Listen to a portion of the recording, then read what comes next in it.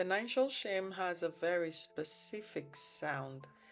It's the sound of a phone ringing that you refuse to answer. It's the sound of a laptop closing before the bank page even loads. It's the silence in a room full of friends when the bill comes and everyone starts talking about their investments while you are calculating the math of your checking accounts in your head. Shame is the most expensive emotion you can own. It doesn't just cost you sleep, it costs you your future because shame thrives in the dark. It tells you that your financial situation isn't a circumstance, it tells you it's a character flaw. Today, we are breaking up with that story. We're moving from the heavy, I am a mistake, to the grounded, I made a mistake. Welcome to Elevate Daily with Lucy. Let's breathe through this together. In psychology, we know that shame is a freeze response. When you feel ashamed of your debt, your spending, or your lack of saving, your brain registers it as a social threat. To protect you, it shuts down. This is why just making a budget doesn't work for someone in a shame spiral. You can't budget your way out of a nervous system collapse. When you feel ashamed, you avoid. When you avoid, the problem grows. When the problem grows, the shame gets deeper. It's a loop. It's a loop that keeps you paralyzed. But here's the truth, your net worth is not your self worth. You could have a negative balance today and still be a person of immense value, integrity, and potential. Money is a math problem, not a morality play. The numbers on your screen are just data points. They aren't a grade on your soul. To break up with shame, we have to practice neutrality.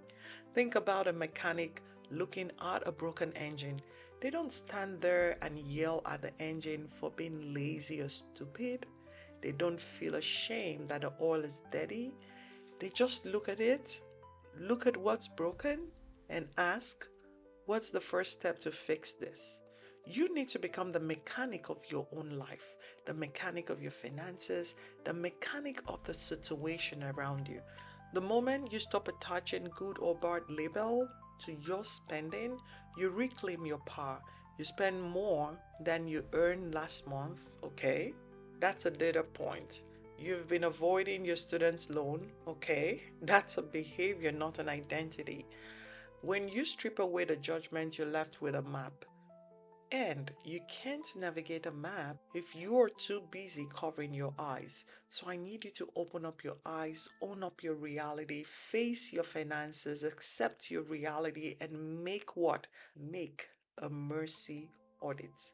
Today's one small action is the mercy audit. I want you to pick the one financial secret that is weighing on you the most. The one credit card balance, the one late fee, the one purchase you regret, the one financial decision that you're running away from, the one app, the one bank app you are avoiding to look at. Write the number down on a piece of paper. Look at it. Yes, look at it. Then I want you to say this exact words. This is a number. It's not my name. I forgive myself for the choices I made when I didn't know better or when I was trying to survive. Then, and this is the key, I want you to do one tiny 5-minute thing to address this. Call the company.